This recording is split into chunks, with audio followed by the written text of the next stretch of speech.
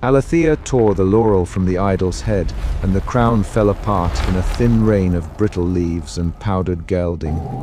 Suspicion tightened in the investigator's jaw as the bronze flakes landed on the temple steps.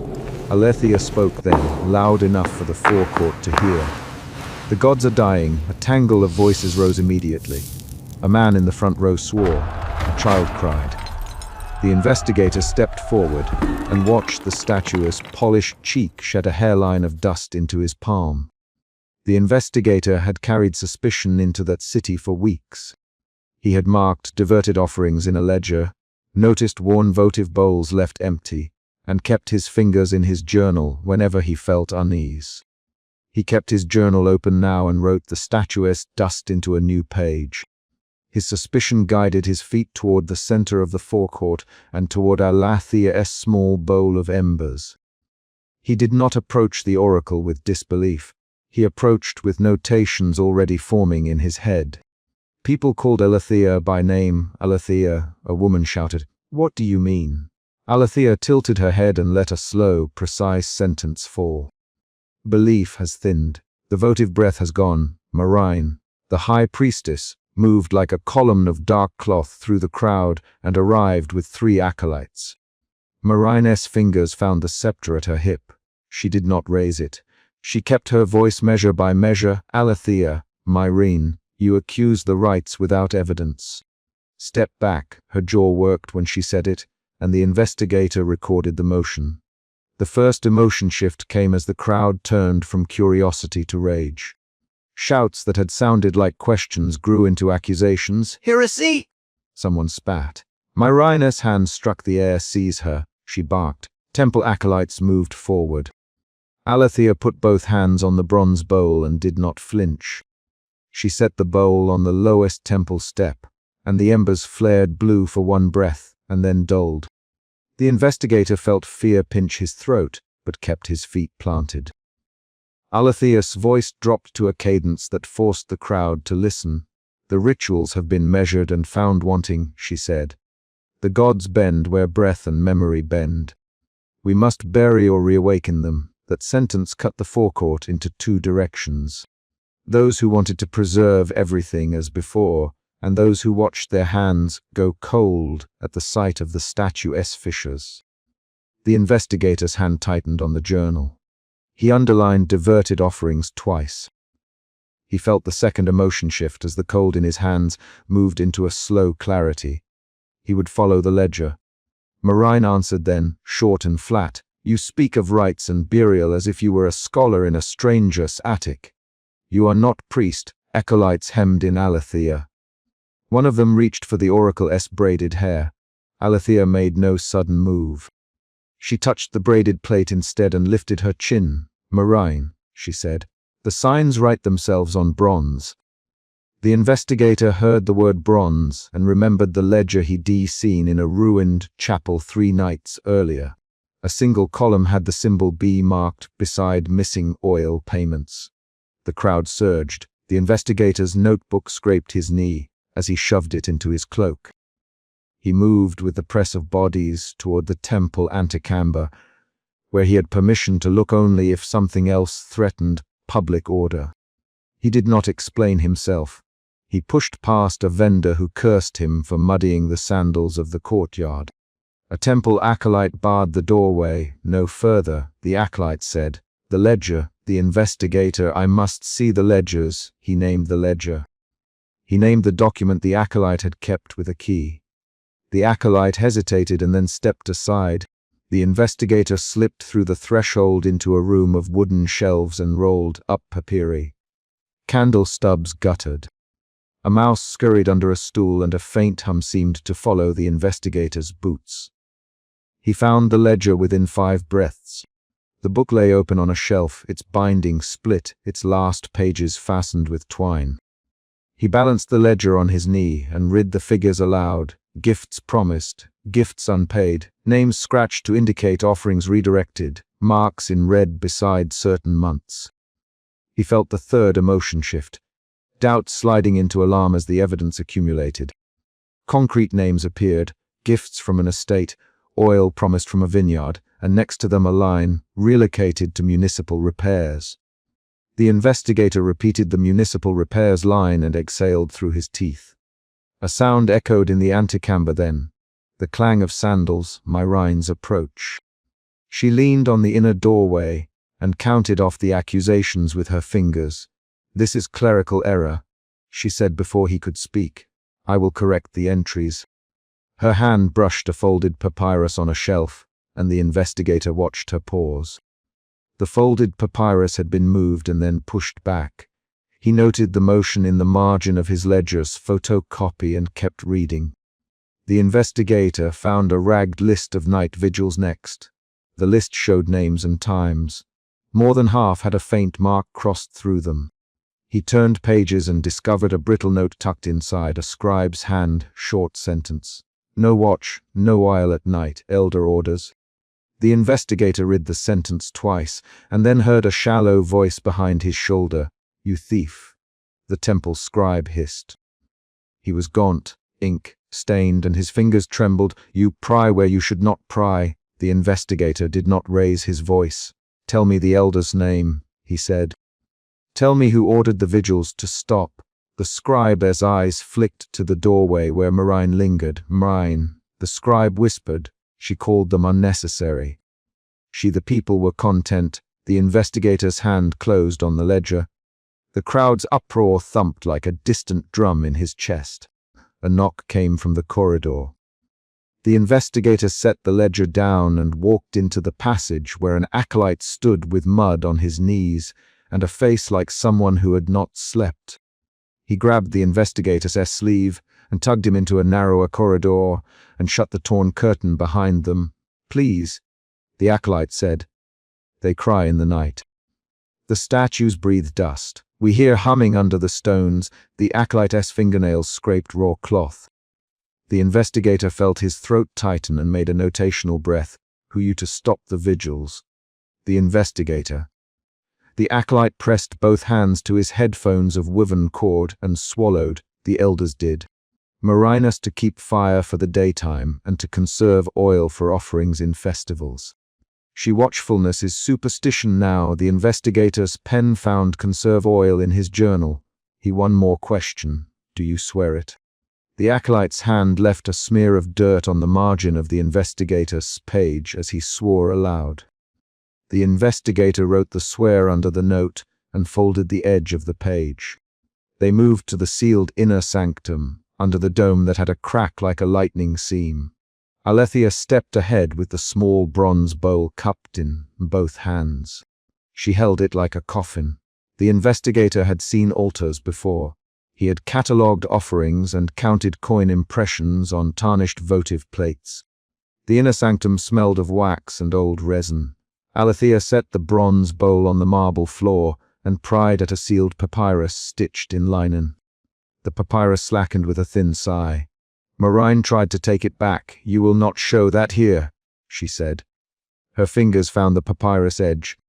Her face went pale where ink had looped across a name. Alethea pulled the linen aside and read in a low voice. A prescribed ceremony to bury a god, the exact sequence, tokens to be removed, hymns to be sung in reversal, the placement of votive coins under the idol's feet. The investigator traced his eyes across specific lines. Oil to be poured into the earth, a name to be spoken once and then cut from hymnal. Myrine's hands shook now. She did not cloak that motion in doctrine. The investigator watched her fingers count again and then stop. "This is..." Myrine began, then shut her mouth. A priest nearby gasped. The investigator remembered the ledger's municipal repairs notation and connected it to the burial rites listed here. He set the papyrus aside and found a second document tucked within a clay jar. A ledger of diverted votives matched to temple repairs. The writing matched Myrine's hand in places. "You are breaking the temple." Myrine, voice sharp like a struck bronze. "You accuse me of theft." Alethea answered without raising her head. "I do not accuse, Myrine. I read what is before me. The rites were not kept because the elders decided to let them lapse. The gods were given less breath." Myrine struck the altar with a ringed hand. Temple acolytes collided in a shout. Alethea's face remained a measure of sorrowing clarity. The investigator felt something inside him, an impulse to stop Marine, to demand answers by force. He did not act on the impulse. He wrote instead, Code of Last Rites, Administrative Relocation. The corridor behind the sanctum carried something else. A low harmonic. The last god stirred. Its shadow, cast by a cracked skylight, trembled across the dome in fragments of light. Alethea took a slow breath and began the ritual that had been sewn into the linen papyrus. She spoke the first line and then paused, and the sound she drew out was not human alone. It resonated with a faint metallic vibration. Marine lunged forward and tried to bind the motion with a priestly cord. Glass. Tight noise jumped into the air. The idol's idealized face showed a hairline fracture along the cheek. For a moment the last god returned as a towering figure, monumental and gilded, and then it shrank. Gelding flaked, bronze sagged, and thin fissures leaked a faint pinprick of starlight. The investigator felt his knees weaken. He lunged for the bowl to steady Alethea, and Marine shoved him aside. The idol's crown split with a sharp sound like a struck bell. Claws of emotion tore across the forecourt then. Some people fell to their knees and beat the stone. Others screamed and ran. Marine barked orders she had never voiced in that tone before. Hold them. Maintain decorum. She moved to the idol and pressed her palm to the fissure, as if to steady it. The last god's voice came then, layered and ragged, sometimes childlike, sometimes thunderous, and it said nothing coherent. Alethea did not flinch. She pressed the bowl into the palm of the statue and whispered the burial line that asked for names to be released. The idol cracked. A dust-like ground mica spilled into the sanctum. For 5 heartbeats the investigator saw a shimmer of tiny lights leak from the fracture, and then dim to grey. Alethea's face remained with an unblinking reserve. Marine's body went rigid and then slackened as she realized the crown could not be reformed. She stood with fingers clenched and let out a breath that matched the crowd's rising wail. After the collapse, accusations began immediately. You killed it! A vendor yelled, You gave up on the gods. Someone hissed to Marine. The investigator moved through the press and found Alethea on her knees by the broken idol, the bronze bowl cradled like a fossil. He crouched and watched her set the bowl beside a shard. He watched dust from the idol settle on her robe. He heard the third named secondary character, the temple scribe, call to Marine across the courtyard and accuse her, naming diverted offerings and municipal relocation in a voice raw with exposure. Marine's face flared once and then closed. She spoke to the crowd with a voice that had once controlled festivals. Order. She called, Order in the rites! The call had less force than before. People clustered in groups and argued by the fountains. The investigator pulled his journal from his cloak and wrote the scribe's name, the ledger details, and the folded papyrus instructions. He had the evidence now that the temple's authority had permitted a tapering of rites that had precedence over strict sacraments. Alethea did not stand when the crowd bickered. She rose slowly and walked to the forecourt steps. She lifted the bronze bowl and walked to the edge where the people watched. She opened her hand and scattered the embers over the stone. The embers hit the steps and flared into red and then sputtered. A single laurel leaf, browned at the edge, drifted to the embers and curled. The investigator recorded the motion and felt a slow settling of tension in his shoulders. He had wanted proof. He had found proof. At dawn, the investigator walked outside the city gates to a small roadside shrine. He sat on a low stone and wrote the night's events into his journal in tight, precise lines. He wrote the ledger entries. He wrote Marine's hand on the papyrus. He wrote Alethea's measured cadence and the idol's fissuring. He closed the book and looked east, where the sun warmed the hills. The investigator knew that rites and memory upheld the gods, and that if men ceased to perform them, the gods would not keep their form. Alethea came to the shrine as the investigator was packing his journal. She carried nothing but the frayed laurel cord and the small obsidian amulet tucked into her robes. She placed a palm on the stone and did not speak until the investigator looked up. "I will begin burial rites here," she said. Her voice kept the same measured cadence that had guided her speech in the forecourt. "I will ask the city to remember and to bury what cannot be held." The investigator watched her place the small bronze bowl on the shrine's edge and then walk away without looking back. The investigator closed his journal with a distinct, firm snap. He tucked the fountain pen into its scratch, marked slot and rows. He would follow the trail of diverted offerings to the next town and the next ledger. He would match names to municipal accounts and cross-reference hymnals. He lifted his brass, lensed hand torch and kept his gaze on the road where Alethea had gone. Behind him the temple bell rang once, thin and uncertain, and he wrote that sound into the margin as a timestamp. He did not speak a promise aloud. He folded the journal into his cloak and took one final look toward the city where people argued and priests counted coin. He felt the last emotion shift, resolve replacing the earlier fear and doubt, and he stepped onto the road. Alethea's embers glowed faint under the shrine's lip as the investigator walked away. His footprints pressed into the dusty path, and the fate of the Pantheon left as an open question that required ledger, witness, and ritual to answer. The chapter ends on a single action. The investigator set the journal against his chest and walked east, following the faint ash trail toward the next archive and the next reckoning. He forced the iron hasp aside and the reliquary lid scraped open, spilling dust and a thin thread of cold light. Suspicion tightened his jaw. The investigator reached for the bronze votive with gloved hands as if the object might bite back. The votive lay cracked along a seam that ran like a hairline, and faint points of light leaked from the fissures, minuscule pinpricks that did not belong to metal. He took out his brass, lensed hand torch and did not speak. The silence of the vault answered with measured gusts through broken mortar.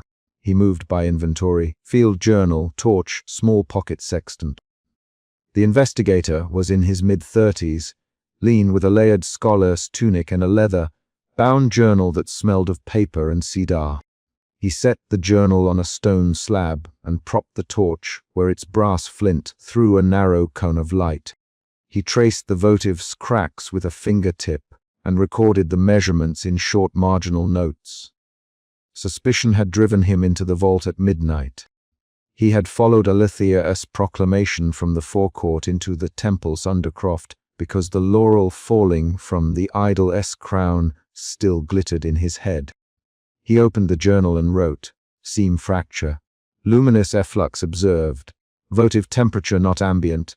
A scrape of leather on stone announced another presence. The investigator did not turn fast. He kept his hand over the bowl of embers until he could place the votive on the slab without the torch's shadow startling the room. "You are trespassing," said a voice tight with ritual control. The high priestess Marine stepped into the doorway with an acolyte behind her. She kept the gilded collar level and measured each syllable. Myrene, the investigator, and the name landed like a recorded fact between them. Marine's eyes narrowed. She crossed the threshold and looked directly at the cracked votive. "What have you broken?" she demanded. Her posture contained authority. She moved to close the distance. The acolyte stayed half in the lamp glow, hands folded, mouth working. "I did not break it," the investigator replied. "The seam opened on its own. There is light coming through the cracks." He lifted the votive so the fissures showed against the torchlight. "Look at the fissure along the copper band. See the dust like fine sand streaming out." His voice was steady. The paper in his hand trembled slightly. Marine took 2 steps forward and set down her folded papyrus. "This is a theft of meaning, not a theft of metal," she said. "Someone seeks to shame the temple with illusion." Her fingers tightened on the scepter topped with its cracked gemstone. "We will not let rumor erode law." Alethea spoke a riddle in public. That is the danger. Her voice flattened into ceremonial cadence. She invoked procedure to clamp down on the discovery. The investigator watched her. He kept thinking of the laurel that had fallen from the idol's head in the forecourt. He wrote in the margin, reference. Alethea Laurel event. He closed the book halfway to show he was not merely a spectator. Doubt shifted his posture. He considered that the votive might be a forgery planted to provoke conflict. He checked the votive space for maker's marks and found an indistinct hammer stamp rubbed smooth. Alethea appeared in the corridor before they could argue further, moving with the slow economy of someone who had spent seasons inside sanctuaries. She did not hurry and did not announce herself. The oracle's plaited hair caught the torchlight. "Let me see," she said, and she knelt without asking permission. Her fingers traced the fissures with a deliberate slowness and then stopped when she felt the faint efflux, Alethea, Myrine with a clipped edge. "You caused this in the forecourt. You made spectacle. Now you make spectacle within the vault." Marine's voice sharpened, and she stepped so close that her shoulder brushed the investigator's arm. Alethea did not flinch. She sounded small and precise. "The seam follows an old pattern," she said. "I told them the gods were dying. I told them to prepare last rites. This seam answers me with the same language." She tapped the votive's fissure, and tiny motes of light refracted across her knuckles. Her eyes did not lock with either of them. She spoke to the crack itself. Marine laughed once, thin. "You tell riddles to stir fear, Alethea. I will not let you unmake rites in front of the people." She turned on the acolyte. "Bring me 2 lamps and the laws." Now, the acolyte moved as ordered and left with hurried feet. The investigator watched the exchange and felt an unfamiliar tightening under his breastbone. Fear arrived as a physical thing. His fingers whitened on the torch handle. He swallowed salt and dust. He stepped closer and placed the votive on the stone slab between them. "Myrine," he said, "you have led this temple through draughts and quarrels. You keep records. What do the liturgies say about votive integrity?" He wanted the dispute to move into evidence and away from accusation. Myrine's hand hovered over her papyrus and then withdrew. "The liturgies bind the votive to the city. They are not books for outsiders." She pulled a thin sheet from her fold and read aloud in clipped phrases, invoking the language of law the people learned in public. Votive items must be consecrated, stored, renewed every 3rd harvest, and offered during full cycles of the moon. She paused. "This one is old enough to belong to the old orders. It has been kept sealed." Her voice carried the weight of institutional habit. Alethea looked up from the votive and said, "Our old orders do not prevent erosion. They only postpone the accounting." She tapped the fissure again, and the light within brightened by a hair. "Listen. I hear the strain of many voices inside the crack. They do not speak to men anymore. They murmur to silence." The investigator recorded the note. Oracle claims pattern recognition. Fissure reactive to utterance. He kept his sentences short. Alethea, how did you read the laurel falling? What did it mean in your practice?" He needed this to be technical, not theatrical. Alethea's voice shrank into the vault's concrete curve. The laurel did not fall because hands plucked it. The crown failed along old joins. The idol's cast seams unlatched. The people's songs that fed it have gaps now. I said the words the city needs to hear. She paused long enough that the acolyte returned with slow steps, carrying 2 oil lamps like a supplicant. An external knock sounded above the ground, like a staff tapping stone. Every head turned. The acolyte looked between Myrine and Alethea, mouth open as if to ask whether to announce the arrival. "Who is it?" Marine demanded. "A villager at the main gate." The acolyte answered. He stepped out and returned with a man in work, roughened sleeves. The villager's face was pale, and his hands smelled faintly of vinegar. "Myrine, priestess, they say the harvest offerings were removed by the river. We found empty braziers and offerings dumped." "They to leave them?" Marine's face tightened into ritual anger. "Who to leave them?" she asked. The villager looked at her like someone hoping ritual would protect him. He named a group of nearby families and a man who had called himself a shepherd, and advised that the offerings be burned for seed.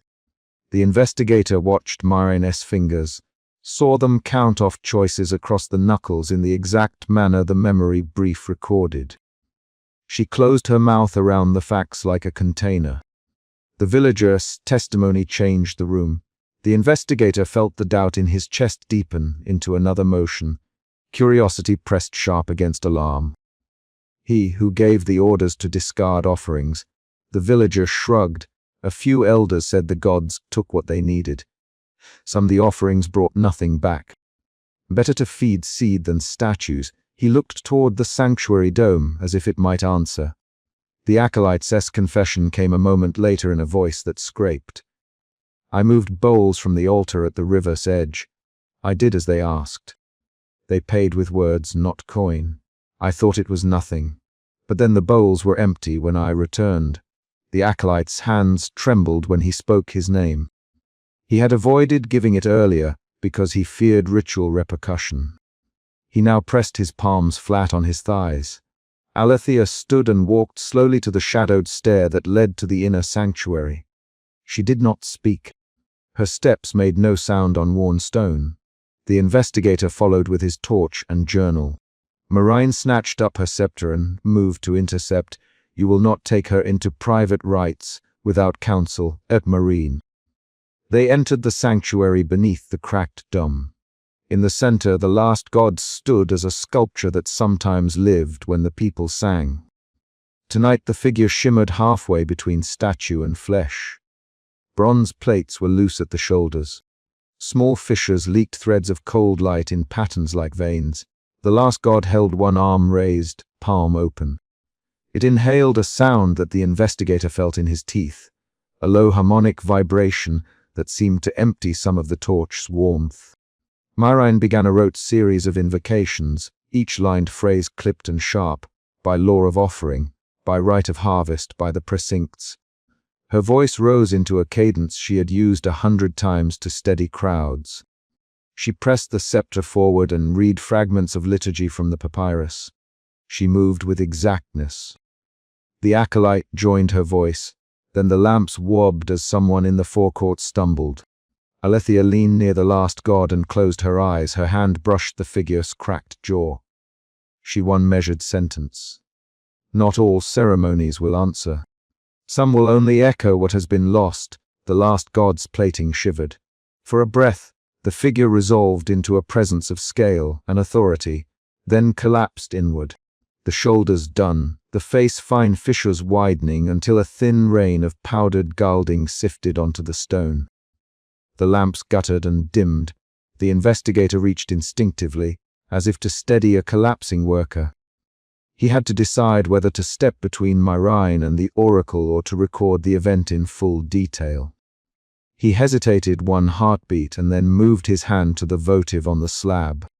The votive's fissures pulsed, and a sliver of warmth against his glove told him something tangible. Belief had weight and heat here. His hands tightened around the votive, and he felt a small, living pulse under his palm. Marine reacted with a clipped command, seal the doors. No one leaves. We perform the preservation right now. Her voice had lost ceremony and acquired panic. She shoved the acolyte forward to fetch the folded papyrus of laws. The acolyte stumbled in the dim and returned with a bundle. His face was white. Alethea retreated until her back hit a column. She did not plead. She placed her obsidian amulet in the palm of her hand and let it catch the residual vibration. You cannot force a body to hold what memory has let go. She said softly, you may bind the skin, Marine, but not the absence in the mouths of men. She sounded like someone reciting the costs of a bargain. Marine's response came fast and brittle silence. I will not have the people come to tears because one oracle chose a sorrowful phrase. Count with me. 1, 2, 3, she began the preservation litany, and the acolyte muttered the numbers behind her. The investigator began to write without removing his eyes from the last god. During the litany, the last god shuddered and then surged. Its chest rose once, like the heave of a living thing, and light punched from its fissures in quick stabs. The lamp swung and the dome rang with a strained note. Marine thrust the scepter forward and beat rhythms meant to drive a presence into steadiness. The investigator felt his teeth rattle with the sound. The surge corresponded to a new revelation. Voices from the forecourt erupted, angry, pleading, confused. People had come, drawn by the commotion. The roof's cracked dome did not hide them. The investigator glanced toward the passage and saw silhouettes pushing toward the sanctuary steps. Alethea's mouth moved without sound. She read the faces and then, in a single short command, said, "Do not bring them in. Send them away." Her voice contained the calm of someone who knew the cost of an audience. Acolyte confession. The acolyte collapsed to his knees mid-chant and said, "I took offerings. They to leave them by the river. I did, but the families asked me to. The gods took enough." He looked up at Marine as if awaiting judgment. Marine's hands trembled on the scepter. The investigator saw authority crack into fear. He shifted from recording to probing. "Who you?" he asked the elders by the granary. The acolyte stammered. "Their coin was scarce and grain should not be wasted on statues. They asked to stop the practice until the next equal year." He named 2 elders by the names the investigator wrote in his journal minutes later. This was not mere decay of material. This was deliberate cultural choice. The investigator felt a second emotion shift. Curiosity braided into a cold clarity. He read the liturgies in short bursts aloud, asking Aletheia to translate an archaic phrase. She corrected his pronunciation and pointed to a clause that tied the god's strength to communal recitation at harvest, if the recitations stop. "The text says the statue holds the echo only until the next registered year," she said. "If no one speaks the names, the figure grows brittle." Marine slammed the papyrus down. "You will not use scripture to undermine me in front of the people," she said. "You will not make the temple confess to neglect." Her voice was less composed now. The ritual measure had been lost to urgency. She snatched the scepter and crossed herself in an old protective gesture. Aletheia reached for the last god's hand and whispered something to it. The figure answered with a thin, wrenching flare, and then cracked along the shoulder. A small shard popped free and fell onto the stone with a warm ring. The investigator moved before thought. He picked up the shard and felt heat bloom against his palm, a faint sticky odor of honey and coins. It was warm, not cold. He closed his fingers around it. For an instant, the sanctuary fell silent in that way rooms do when people are waiting for a sound to tell them what to believe. The investigator could have removed the shard and handed it to Marine, or he could have left it in place to observe further. He chose to pocket it against his tunic, an act that felt like theft and like preservation at once. His fingers curled around the warm metal, and he felt the pulse slow. Marine's eyes narrowed until the whites rimmed. "You stole a relic," she accused. Her hands drove toward him. "Give it here." The accusation turned the air taut. The acolyte stepped between them and said, "No, let the scholar keep it. He documents." His voice quivered. A rapid exchange followed, 3 short lines that broke like clashing oars. "Give it to me, Marine, you took it." "I took notes, not relics," the investigator answered. "You saw me record everything," he said. "The shard warmed my hand." "It may be evidence." "Evidence for what?" Marine snapped. "That you would make us confess." The investigator's jaw set. He did not raise his voice. He held the shard with both hands as if it might dissolve. Aletheia cut in with a single clarifying sentence. "The shard keeps a memory of touch. It remembers the songs pressed to its bronze." She lifted her palm near the investigator's, and there was no contact. Only a little tremor in the air the investigator felt against his cheek. "If you remove it, you take the city's relic of warmth.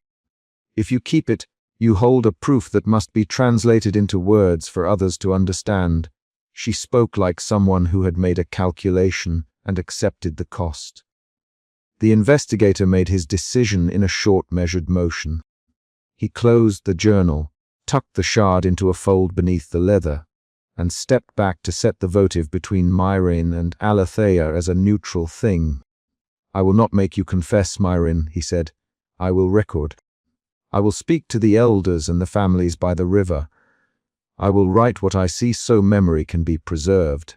If you wish to act, act with law and testimony, not with secrecy." His tone was documentary, not pleading. Myrin's face moved through a series of controlled expressions. She reached for the papyrus, rolled it back into her fold, and then turned away. "Very well," she said. "Lock the vault. No one speaks of this to the public until we determine cause. I will consult the liturgical senate. Alethea, do not make announcements until council convenes." She did not sound entirely convinced. Her hands counted the steps of authority as if counting beads. The investigator stepped into the archive as early light threatened the dome and began to read the damaged scrolls with Alethea's guidance. They worked in short bursts of action. He read a line aloud, she corrected a word. He transliterated, she supplied a synonym. Between pages, discoveries arrived, notations that families were once named in the rites, lists of songs tied to harvests, obligations recorded in black ink. Each new item altered the scale of the problem. This was not only decay, it was organized abandonment. Outside the archive, a noise announced Myrin's retreat. Sandals on stone, the faint clack of rings. The investigator pocketed the shard and closed the journal again. He had a single concrete task now: preserve testimony. He set the lamp to burn low and arranged to gather names and statements from the acolyte and the villager at dawn. He had to turn the shard's warmth into words before someone else took the story and reshaped it. Alethea followed him to the archive threshold and rested her hand on the doorframe. "You record for the future," she said. "That is a kind of funeral. It is a burial by words. Choose which words you will bury with the gods, or which you will carry forward." She did not suggest which to choose. At first light, the sanctuary felt smaller, emptied of the crowd and hollowed by loss. Myrin's figure slipped away with her liturgical laws rolled under her arm. The investigator closed the journal on the warm shard and tied the leather strap tight. He stepped to the forecourt where the river families were rumored to wait, and where a new testimony would either unmake or shore up a practiced truth. He walked with the shard against his chest, and with notes that would become a public record. The chapter ended with that concrete motion. He descended the temple steps toward the riverbank to collect names and statements, a scholar carrying a piece of a god, and an intention to translate it into testimony. The high priestess pushed through the forecourt gate and seized Alethea's arm before the oracle could finish the chant. Suspicion tightened the investigator's jaw as he stepped forward. Suspicion had kept him watching every small motion since the Laurel incident, and now it pushed him toward the center of the fray. Voices rose at once, acolytes shouting, an old woman wailing, metal on stone, while Myrin's hand closed on Alethea's sleeve with a strength that smelled of authority and of practiced violence. The conflict was immediate and physical. Myrin dragged Alethea away from the altar sequence and barked orders that split the procession into fearful ranks. The investigator moved to record the seizure. He held the brass, lensed hand torch in his left and the leather, bound journal in his right, fingers already ready to mark names and times. He had watched Alethea earlier lay down an offering and speak a phrase that had sent gilded dust onto the steps. He had watched the reliquary lid open and a thread of cold light fall into a votive bowl. Those events had prepared him to expect ritual disruption, but not this blatant arrest in the open. The central problem stood clear. Rites were failing, and the temple's leaders would not allow the truth to spread. Myrin, the investigator, stepping between acolytes and the high priestess, voice steady and documentary, "You cannot remove her without a hearing. There are witnesses. Witnesses do not change sacrilege." Myrin answered, holding Alethea's arm as if it were a rope to secure a ship. "You record, investigator. We administer. You will not turn the people against custom." The investigator saw the calculation in Myrin's eyes. control disguised as duty. He felt a small, practical anger rise from his ribs, a shift from suspicion to indignation that sharpened his questions. He moved closer and tried to unsheathe the truth the way he unsheathed his pen. With precise motions and careful pressure, Alethea did not struggle violently. She tilted her head, eyes pale, hazel and flat, voice low enough that the investigator had to step nearer to catch the words. "Myrine," she said. "The names will go quiet if you keep them in the dark. The votives will thin. You frame decline as heresy and keep the altar lit with lies. Silence," Myrine snapped. "You speak riddles and you weaken the flock." 3 acolytes closed ranks. One had a thin scar across his knuckle. Another's robe bore a fresh burn mark. The investigator recognized a pattern from the ledger he had been compiling. Wounds, small dominations, and logistical manipulations. He watched a 4th acolyte, a young woman named Thissa, glance at the investigator and then at Myrine, eyes failing to decide which side to choose. Thissa's hesitation turned into action. She stepped forward and reached for the small bronze bowl on the altar. The investigator's hand moved to intercept her, and a scuffle began. Someone shoved. A candle flare lit the corner of the investigator's journal. The physical tussle produced a clear, concrete change. The sacred bowl slipped and clanged against stone, then cracked along a seam like an old wound reopening. "Thissa," Myrine barked. "Hold." "No," Thissa whispered back, hard and quick. "Not when she will be silenced." The words forced a second emotion shift in the investigator. Anger curdled into unease. He saw belief and will in the acolyte's face. He saw Myrine's corporate calm collapse into command. The investigator's chest tightened as he tried to place blame and motive. He noted the cracked bowl. He noted the acolyte's ring of soot across her wrist. He wrote with a steady hand. Thissa attempted salvage. Bowl cracked. Myrine seized Oracle for sacrilege.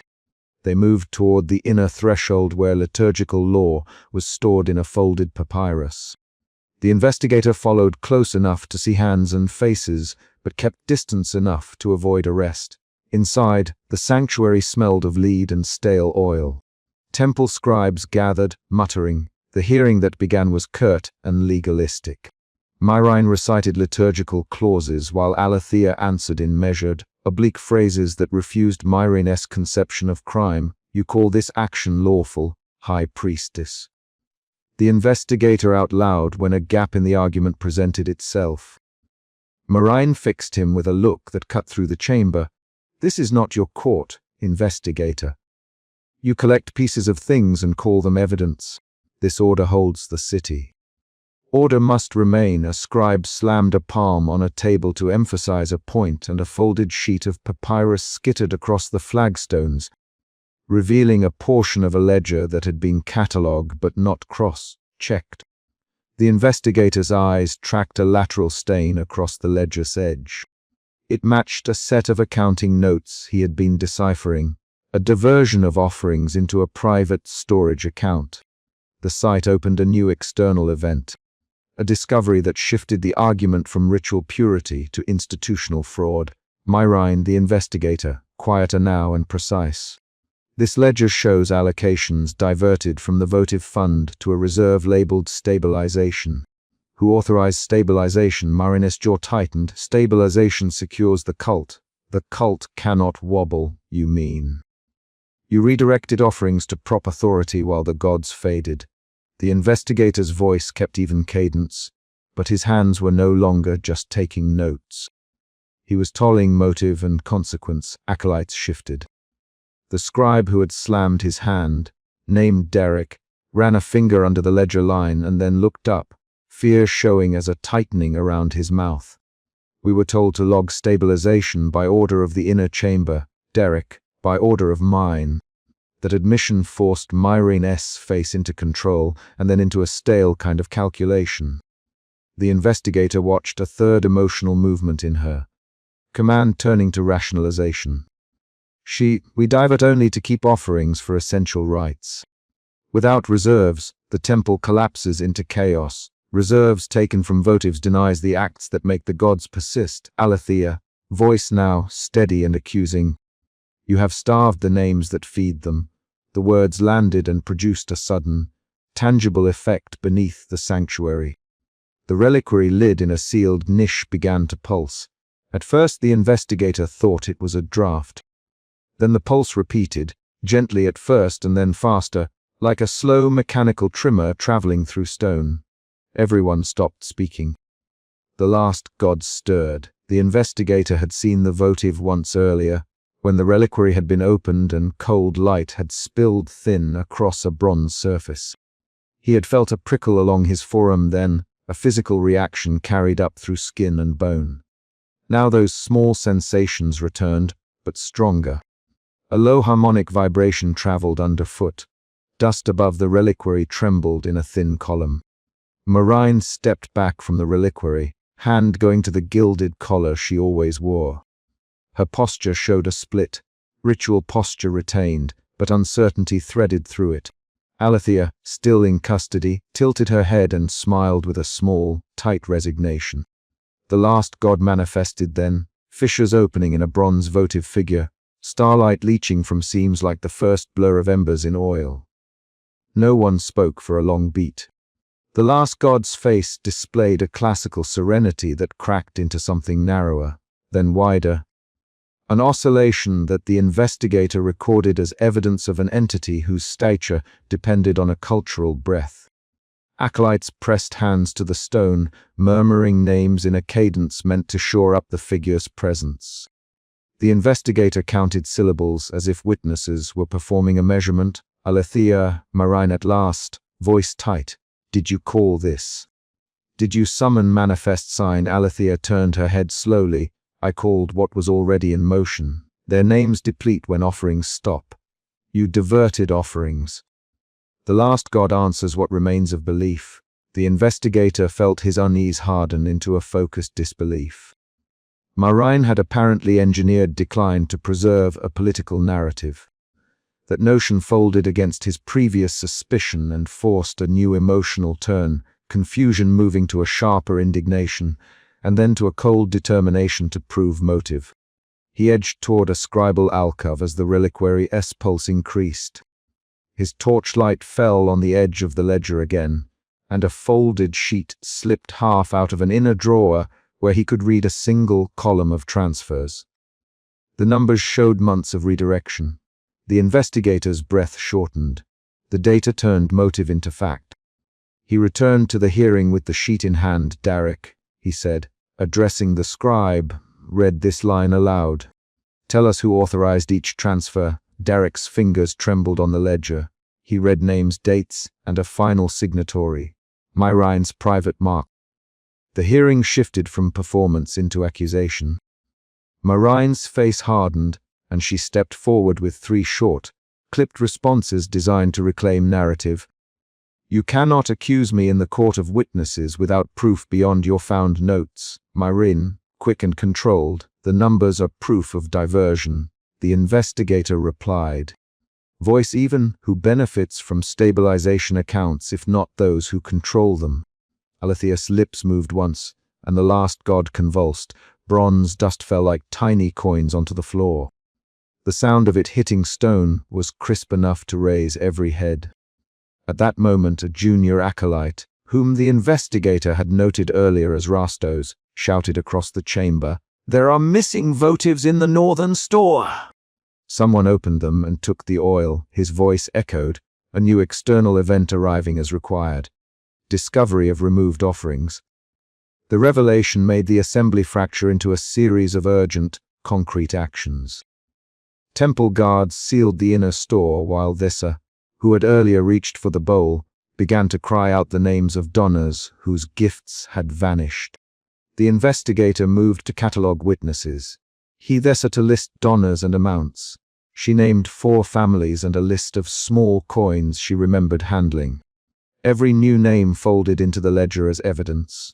Marine tried to regain control with liturgical command. Order! We will hold a private council. We will address theft after the rite. Arrests will follow established law. She held her scepter like a punctuation mark. Alethea spat a single sentence that landed like a thrown stone. You call a private council to bury what you did. You will reframe theft as heresy and the guilty as confessors. You silenced silence so the gods would thin. The line produced an immediate reaction. An acolyte shoved a chair and a low argument erupted, 3 to 6 lines of quick exchanges. That is a lie, Myrene. You accuse me with no right. You diverted funds. Derek, you chose the account you think the people cannot see. This a cried they will see, Myrene snapped back. The investigator let the rapid back and forth occur and recorded each speaker's name and tone. The argument served as an internal mini-climax. Accusation, denial, counterclaim, and the sudden new reveal of stolen votives. The last god S. fissures widened as hands tugged at cords, and as Myrine's guards attempted to secure a perimeter. Alethea, released briefly by force, stepped to the central altar and began a burial rite she had announced earlier. The recitation of the names of those who had given offerings, the laying down of folded strips of wax bearing donor marks, and the slow dropping of embers from her bronze bowl into a larger flame. Her motions were deliberate. The investigator noted the precision. She clasped the frayed laurel cord, set the bronze bowl between her palms, and traced a sigil in dust with a finger. Myrine moved then with a violent single motion. She slashed ceremonial cords with a hidden blade and shouted, "Enough!" The blade's sweep severed the bonds Alethea had prepared. Votive embers scattered. The last god convulsed and a cascade of votive light, thin, bright particles, exploded outward from the altar into the sanctuary. The sound was not loud, but it was immediate. A sudden bright flash and a rain of tiny, glittering pieces. The dome above the altar cracked. A ventilated seam let a shaft of cold night air sweep in. Stone loosened and small chunks fell. Hands reached instinctively to clear falling debris. A single column of the dome slumped, and a gust sent embers and dust into the faces of those nearest. The investigator was struck by the precise, material effects. A chunk of masonry hit the edge of his journal, scarring the leather. A shard of votive metal lodged in his cloak. He tasted grit in the back of his throat. Shelving snapped in the scribal alcove. The reliquary slid on its base and emitted a keening vibration. The sanctuary fractured physically, and the temple's authority fractured with it. Myrine grabbed at the air and then at the nearest acolyte, attempting to reassert command by force. In the collapse she found only momentum and the practical puzzle of rescue and salvage. Alethea was dragged away as rubble fell. The investigator lunged, reaching for her sleeve, but a stone struck his forearm and sent a sharp ache through his hand.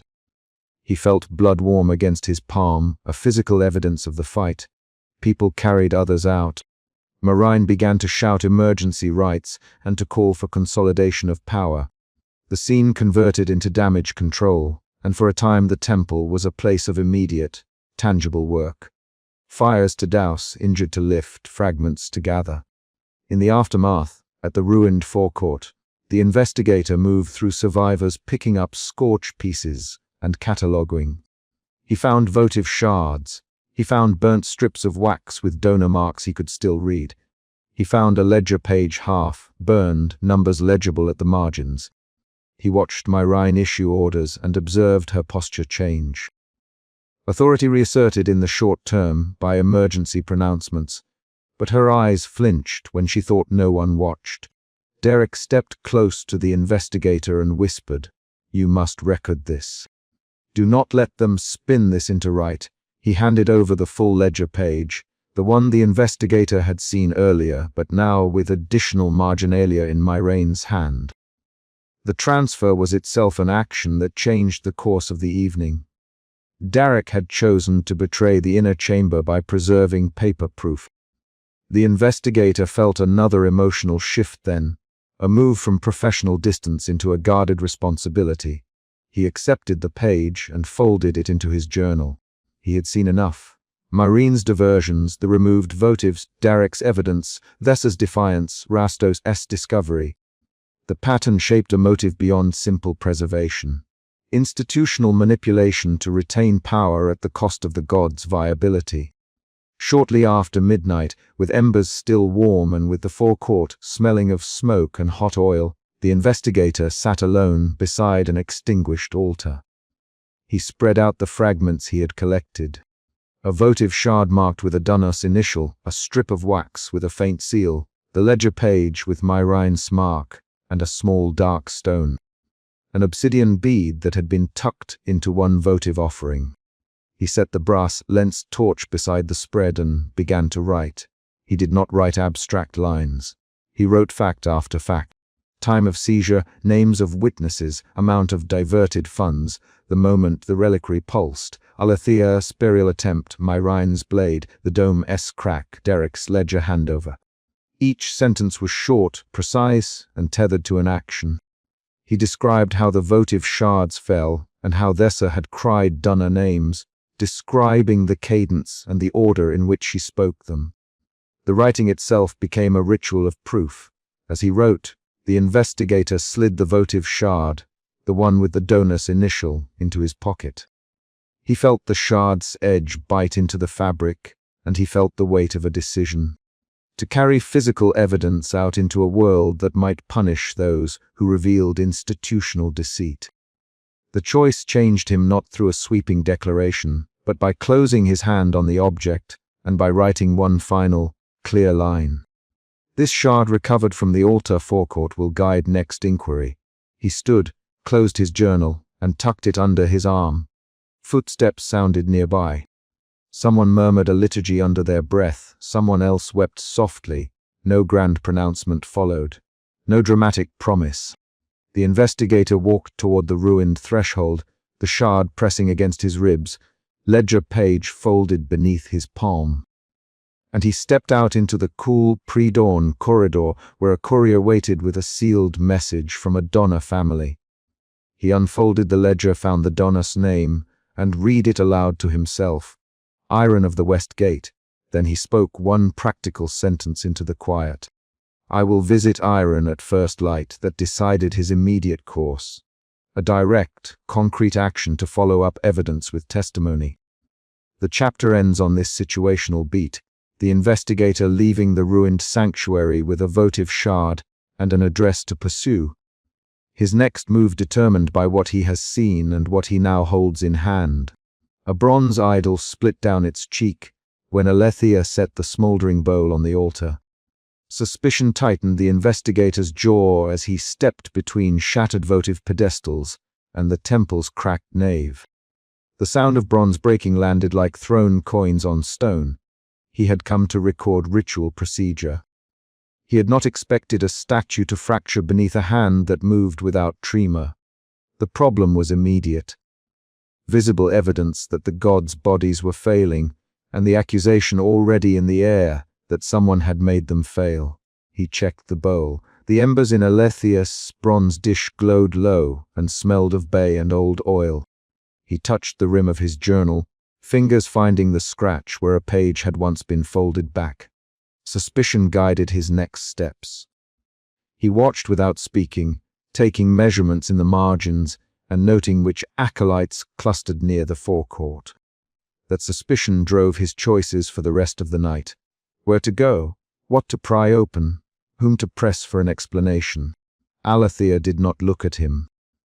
She placed the bowl at the altar's heart and began a chant that used names he recognized from older lists, but rendered them in an odd cadence. Her voice was steady. Marine moved like a shadow in a gilded armor of ritual, hands clamping at the hem of Alethea's robe before the third phrase finished. Stop this now, Marine, Alethea, stop. Acolytes split toward them. Some hesitated with votive lamps still warm in their hands. The investigator stepped forward and said, Show me the reliquary keys. His voice was measured. He kept the word suspicion unspoken but visible in his posture. Marine answered with a clipped, dangerous laugh. You ask for keys now, investigator. She said, you who pry into places you do not belong. Her fingers tightened on the scepter's shaft. The chorus of acolytes shuffled. The investigator saw Demas near a low door, palms damp, gaze sliding to the stair that hid the sacristy. Something in Demas' posture read as guilt. That visual cue pulled the investigator's attention toward the side reliquary he would open later. He moved while Marine argued with Alethea. He moved with the practical certainty of a man who records and cross-checks. He lifted the iron hasp at the side reliquary, bent his shoulder into its weight, and forced the lid aside. Dust side up. A faint thread of cold light traced the inside rim. He found a votive coin fused to a scrap of cloth, and when he held it to the light, a recessed face in the coin glowed with a brief image of hands counting tokens into a hidden chest. That image was not a metaphor. It was a memory image locked to metal, an object that recorded gesture. The sight altered his suspicion into a working theory. Offerings were being removed, not consumed. Dimas, the investigator later in the forecourt, showing the coin. He kept his statement short. Where did this go? Dimas' hands jerked. I carried offerings upstairs, as ordered. He said, I did what I was told. Who ordered it? The investigator. Marine interrupted then, voice sharp enough. You will not drag the temple through gossip in the middle of rites. She reached for Alethea again. This is blasphemy. You endanger our order. Alethea stepped back. Marine, she said, and her voice was quiet enough that several acolytes straightened to hear. You count coins and close books. I give names and breath. Something is leaving us, Myrene. The bowl shows it. I will not let you tether the gods with theft. Myrene's face hardened. She moved to physically seize the bronze bowl. Acolyte Lena lunged beside her and caught Marine's wrist. Marine, stop. Lena, using Myrene's name like an appeal. The investigator watched their hands knot and the bowl tip. One ember fell and the air took the scent of scorched laurel. The ember did not go out. It rolled across the altar stone and left a faint, cooling track of bright ash. An external event arrived. A statue in the center of the dome gave way and a sliver of gelding rattled into the forecourt. That crack changed timing. Acolytes scattered to keep some distance. Marine shoved Alethea aside and seized the bowl. Her ring skinned the bronze. Alethea raised a palm, and the investigator heard her voice sharpen. Myrene, you cannot steal what keeps them living, she said. You cannot hollow out a god and call it safety. They argued physically now. Marine held the bowl with two hands. Acolyte Lena clung to the hem of Marine's vestment. The investigator moved between them and said, You both listen. Where do offerings go? He put the votive coin on the altar so both could see the fused image. He spoke with short, clear sentences. Show me the ledgers. Show me the stair to the sacristy. Outside the immediate scuffle, an acolyte whispered to another that the last god had flickered in the dome. The investigator pivoted. He needed to measure that flicker. He needed to record whether the deity's presence was responding to rites, to theft, or to human will. They led him down to the sacristy under the gilded stair. The stairs smelled of dust and resin. He found the ledger under a folded cloth. Columns of names, a repeated shorthand, and dates where votive tokens had been logged as received and then marked as reserve. The word, reserved, repeated like a stamp. He read the entries aloud. Reserved for the shrine fund, he said.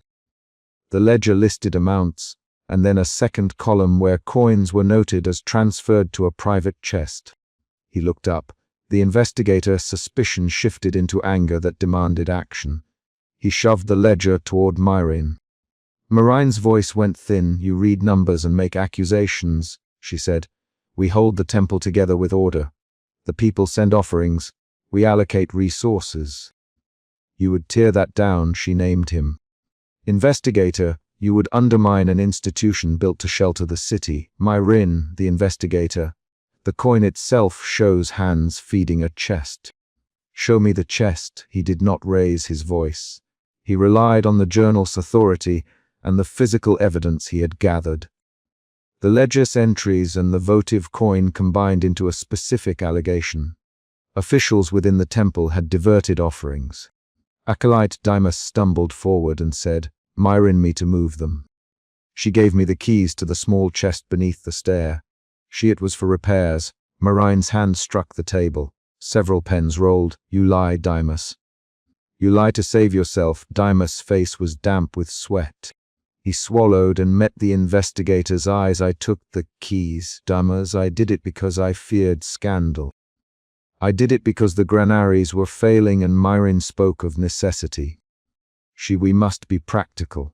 He Myrin's words out loud, and they landed in the air with the precise guilt of recorded instruction. That confession was a twist that shifted culpability from fate to human design, and it forced other acolytes to vocalize loyalty or shame. Amini, a chorus leader, stepped forward and said, "Myrin, you told us to withhold votive coins. The temple must survive the season." She kept her voice low. She used Myri's name again to focus the room. Acolyte Lena's jaw tightened. The gods would not notice brief absences," Lena added. Myrin's face changed. She counted on fingers and then slammed them into the ledger. "We did not take from the gods," she said. "We preserved their rituals by preserving the temple. You would have them starve on ritual alone." The investigator moved closer to Alethea, who had been leaning over the altar as if listening for a resonance. "Alethea," he said, "show me what you saw when the bowl burned." He needed the oracle's specificity. He needed name sequences and a clear record of how the deity manifested. Alethea's eyes lifted slowly. She traced a shallow symbol on the altar with a fingertip and then spoke in measured, riddle-like cadences that nevertheless delivered concrete images. At the first lighting there was a sound in the dome like coins rolling, and then a hunger in the statue's joints. "I saw the last god inhale dust where once breath had been. Then the chest opened and a thin light left the offerings and did not return." She paused. "I heard steps in the sacristy. I felt the bowl's ember pull at that absence." He pressed for detail. "Who carried the chest?" "What did the chest look like?" he asked. She named Dimas in the same slow tone. Dimas moved the chest. He moved it with the grant of Myrin. He passed coins into a hiding place beneath a board. The gods answered with silence that was the mid-chapter micro cliffhanger. Alethea named Myrin by implication, and the room went still. The investigator's suspicion hardened into focused prosecution. He stepped into the sacristy with Dimas and Lena while Myrin argued with other acolytes by the altar. The investigator's hands did what his voice could not do. He found a wooden board loose near the chest's base and pried it. Beneath it lay a smaller leather box full of coins and a folded strip of papyrus with a seal bearing the temple's emblem and a second, smaller seal. The smaller seal matched Myrin's private signet. He pulled the papyrus open and read an order signed by Myrin authorizing transfers labeled for maintenance, but routed to a private custodian. Myrin's face when he brought the papyrus into the forecourt had a new color. She dropped the bowl. The ember rolled and left a thin trail of heat. She reached for the strip of papyrus as if to snatch it back. A rapid exchange began. "Myrin, Alethea, you wrote these." The demand was sharp. Myrin's answer came in clipped lashes. "Yes, I authorized them. I saved the temple. I kept the ritual scores. I kept the funds away from thieves." She looked at the investigator, and then at the acolytes. "Would you rather the temple fall? Would you rather the gods be left with nothing?" The investigator did not answer with theory. He opened his journal and read the ledger entries aloud with dates and amounts. He read the votive coin's image description, and then read what the papyrus authorized. Each audible detail tightened the case. The acolytes listened, and their faces reoriented from ritual deference to practical alarm. Loyalty shifted in small, visible movements. Hands unclasped, heads turned, fingers pointed at ledger lines. A second external event occurred. The last god partially manifested above the altar in a flicker that warped the air and made the hairs on the investigator's forearms stand up. It did not appear as a fully formed god, it alternated. A shoulder of gilded bronze, then a hollow where marble had eroded, then a face that seemed whole for a heartbeat, and then cracked like pottery.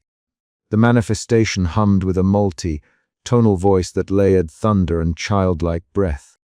The acolytes fell silent. Myrin reached out toward the apparition, and then pulled back as if the thing's gaze had been a physical force. The investigator recorded the timing. The chest emptied. The coins vanished into a private box. Provision withdrew from the temple's hands. Later, the god's presence thinned. The correlation was now visible and direct. The problem of the gods failing was not purely metaphysical. It had a human mechanism. That realization shifted suspicion to indignation and demanded a choice from everyone in the nave. Expose the theft and admit institutional failure, or cover it and attempt to staunch the pantheon's erosion by ritual alone. A confrontation followed that met the chapter's requirement for rapid back and forth argument. It began with Marine and ended with several acolytes naming facts aloud. Marin, Amini, you signed these transfers. You moved coins to a private chest. I saved the temple. Marine saved the temple how? Lena, by keeping the granaries fed. Marine answered, you say the gods want notice. Amini, you that to us they will not notice what they do not receive. Marine shot back, you admitted theft to Dimas, the investigator. Dimas nodded and then swallowed. I did what I was told, he said. I am sorry. You are sorry now, Alethea. You are sorry in the light of the altar as it cracks. You made an economy of absence. You starved a god with bookkeeping. The argument's rhythm accelerated. 3 exchanges, 5 lines, eyes moving, decisions forming. That back and forth revealed character. Alethea spoke in slow absolutes. Marine used institutional language and practical defense. Dimas confessed with the short, shamed sentences of a subordinate. The investigator functioned as steady moderator, pressing for names and dates. Then Alethea made a choice that launched the climax. She stepped into the center of the altar, lifted the bronze bowl, and said she would perform an unbinding rite. She them the rite would pour the last of her prophetic essence into the last god. It might restore the deity's cohesion or shatter it entirely. She addressed the room and said, I will give what I have. Decide now whether you will watch truth unfold or will hide it beneath ritual smoke. Marine screamed, No! You will not sacrifice the oracle for a spectacle. You will not let the gods be dismantled into theater. Alethea answered, I was given a duty. I must finish what the word began. She traced a symbol over the bowl and began the binding words. The investigator recorded each physical step.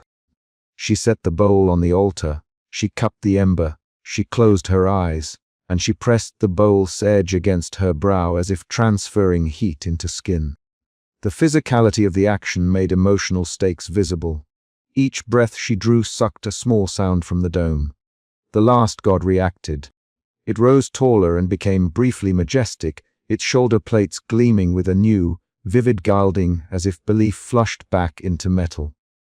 Then its face cracked along a long seam and scattered a fine dust that smelled faintly of dried honey and old coins. Alethea's body trembled as she chanted. The investigator recorded the tremor as both a physical reaction and a measure of cost. He could see blood at her temple where an old scar opened from strain. She did not stop. In the moment the deity seemed whole. A sound like distant thunder rolled through the dome. Alethea's voice broke and she reached both hands into the light. Receive, she said to the last god. The investigator felt the room compress into a tight measurement. Oath, coin, breath, and then an explosion of light that unstitched the dome's cracked plaster. The last god's torso fractured down the center and then shuddered. For an instant it was entire, then it was ruined. The noise made a concussive ring in the ears. Several acolytes toppled from their knees. When silence returned, the altar was a scatter of ash, metal slivers, and a bowl gone black. Alethea collapsed to her knees, fingers smudged with soot and blood. Her breath came ragged. She looked at Marine and then at the investigator and said in a voice that had lost its riddle and sounded like a report, It is not gone entirely. It is broken and different. Decide what to call it now. Marine staggered back and clutched her gilded collar. She looked at the fallen fragments and then at the rescued ledger. Her authority had been shredded in the same way bronze had fractured. The acolytes shifted their allegiance not by words but by motion. Some knelt toward the shattered idol as if to gather remaining votive dust. Others gathered around the ledger and the papyrus as if law and account must be reconstituted. The investigator did not moralize. He closed the ledger, wrapped the papyrus in a strip of cloth, and marked the journal with specific observations. Times, names, the sequence of the bowl, the image in the coin, the papyrus order, Alethea's unbinding, and the last god's brief restoration and its subsequent fragmentation. He recorded wounds and gestures. Marine's thumb split a seam on her ringed hand. Dimas' shoulders hunched. Linus' eyes filled with a resolve that was practical rather than devotional. He wrote concrete outcomes, not philosophy. An unexpected reveal followed the climax. In the leather box beneath the stair he found not only coins, but a sealed pouch of foreign votive tokens from a neighboring city. State and a second roll of papyrus that bore an external seal. That seal belonged to a merchant guild known for buying ritual favor abroad. The investigator realized then that the erosion of the pantheon had a second mechanism as well. Offerings siphoned locally to private accounts, and an outside circuit where belief was monetized and traded. The twist meant Marine had been pragmatic but not the sole actor in the erosion. Human design had paired with market forces. New choices spread across the survivors. Marine made a last attempt to salvage authority. She stood tall, voice steady although her hands betrayed it.